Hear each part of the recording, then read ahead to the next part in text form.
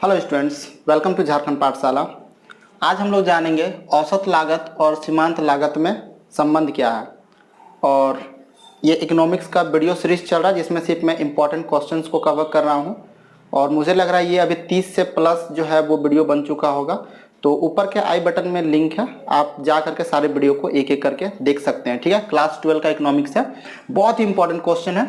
और ये है औसत लागत और सीमांत लागत में संबंध। जैसे कि अभी हम लोग लागत वाला चैप्टर पढ़ रहे हैं। ठीक है, तो चलिए बात करते हैं। तो यहाँ पर जो हम लोग बात करेंगे कि AC, ठीक है, यानी औसत लागत और सीमांत लागत दोनों के बीच में क्या संबंध है। तो यहाँ पे 4 पॉइंट में मैंने इसे डिवाइड किया है। ये 4 पॉइंट को आप ध्यान में रखें, आपका एग्जाम में क्वेश्चन को आसानी से सॉल्व कर पाइएगा। ठीक है, तो यहाँ पर कि AC और MC दोनों की गणना TC के द्वारा की जाती है। ठीक है, कहने का अर्थ ये है कि अगर आप AC निकाल रहे हैं या फिर MC निकाल रहे हैं तो दोनों का गणना जो है आप TC के द्वारा कर सकते हैं। यानी निकालने के लिए दोनों में आपको टोटल लागत की जरूरत पड़ने वाली है। ठीक है, उसके बाद यहाँ पे आप देख सकते हैं कि मैं एक फॉर्मूला भी यहाँ पे लिख दिया हूँ कि अगर आपको AC निकालना है तो TC बट्टा, ठीक है, आप टोटल उत्पाद से उसको भागा दे सकते हैं, तो ये आपका AC यानी एवरेज कॉस्ट निकल जाएगा।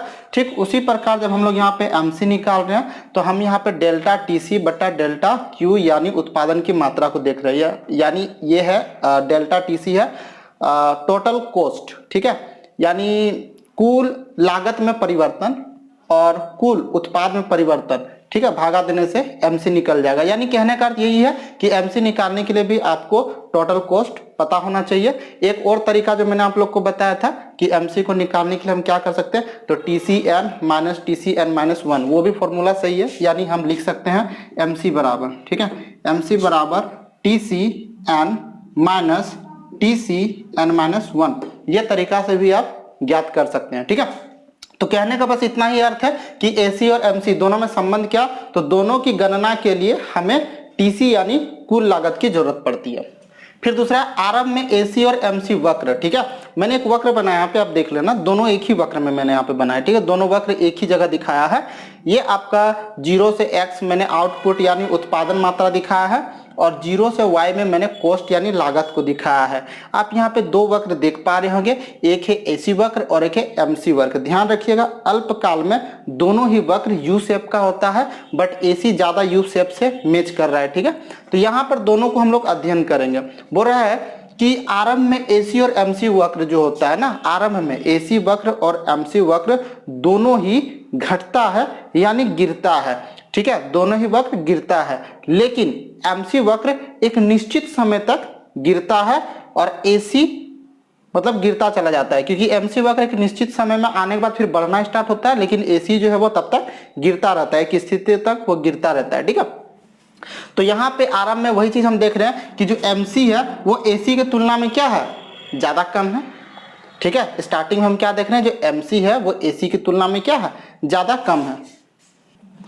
ठीक है, तो यहाँ पे हम क्या देख रहे हैं, जो MC है वो MC जो है वो AC से क्या है, कम है। स्टार्टिंग में जो MC है वो AC की तुलना में कम है। ठीक है, उसके बाद MC क्या होती है, वो बढ़ना स्टार्ट हो जाती है। ठीक है, देखो MC वक्र जो है बढ़ना स्टार्ट हो जाती है, लेकिन AC फिर भी गिरता रहता है। उसका तीसरा अवस्था में हम क्या देखते हैं कि MC वक्र AC को नीचे से काटता है। ठीक है, हम क्या देख रहे हैं कि जिस समय AC स्थिर हो जाती है यानी रुक जाती है, ये देखिए एक निश्चित अवस्था में आकर के यहाँ पे वो स्थिर है, वो स्थिर की अवस्था है, यानी इससे कम वो नहीं होगी। हम बोल सकते हैं कि AC वक्र एक निश्चित समय तक जब वो गिर जाती है या फिर स्थिर हो जाती है, तो वैसे टाइम में MC वक्र जो है AC को नीचे से काटती है। ठीक है, MC वक्र AC को नीचे से काटती है, कब, जब हमारा एवरेज कॉस्ट स्थिर हो जाती है। ए बिंदु आप देख रहे हो ना, ये जो ए बिंदु बनाया, यहाँ दोनों जो है ना एक दूसरे को, मतलब MC जो है ना AC को नीचे से काटी है, इस जगह पे AC जो होता है वो स्थिर होता है, और इस जगह पे हम बोल सकते हैं MC जो है वो बराबर होता है किसका, AC का। ठीक है, MC जो है AC का बराबर होता है, जहां पे MC वक्र AC को नीचे से काटती है। और पहला जो अवस्था हम देख रहे हैं वहां पर हम क्या देख रहे हैं, तो जो MC है, ठीक है, जो MC है वो कम है किससे, AC की तुलना में। ये जो पहला अवस्था है वहां पे MC जो है वो AC की तुलना में कम होती है। ठीक है, दूसरा अवस्था हम क्या देख रहे हैं, MC AC के बराबर होती है। उसके बाद यहाँ पे आप देख लीजिए, जो तीसरा पॉइंट मैंने यहाँ पे लिखा है कि MC वक्र AC की तुलना में अधिक तीव्र से बढ़ता है। ठीक है, यानी जिस समय AC स्थिर होती है उसके बाद AC बढ़ना स्टार्ट होता है, लेकिन MC जो होता है वो AC की तुलना में ज़्यादा तेजी के साथ बढ़ता है। ऐसा अवस्था में हम पाते हैं कि जो MC है, जो MC होगा, ठीक है, वो ज़्यादा होगा किससे, तो AC की तुलना में। तो ये हम लोग संबंध देख पा रहे हैं किसमें, तो औसत लागत और सीमांत लागत में, ठीक है। औसत लागत यानी AC और सीमांत लागत यानी MC, दोनों के बीच में यही संबंध होता है। इस तरह का आपको जस्ट ग्राफ खींच देना है और इस तरह से आपको बता देना है कि शुरुआत में जो MC होती है वो AC से कम होती है, दोनों ही गिरती है, लेकिन एक स्थिति में जाकर के MC रुक जाती है, बट AC का गिरना चलता रहता है, ठीक है। उसके बाद जब AC, ठीक है, हम क्या देखते हैं उसके बाद देखते हैं जब AC स्थिर हो जाती है, AC क्या होती है, स्थिर हो जाती है, यानी उसका भी गिरना जब बंद हो जाता है तो उसे क्या करता है, MC नीचे से काटती है। MC वक्र जो है AC वक्र को नीचे से काटती है। यहाँ पे हम MC और AC को एक समान पाते हैं, यानी बराबर पाते हैं। उस बिंदु के बाद हम क्या देखते हैं, AC बढ़ना शुरू करता है, लेकिन MC AC की तुलना में ज्यादा तेजी के साथ बढ़ता है। और यहाँ पे हम देख रहे हैं कि जो MC वक्र है अब AC से ऊपर आ गया है। यहाँ पे हम क्या देख रहे हैं, MC जो है AC से ज्यादा होती है।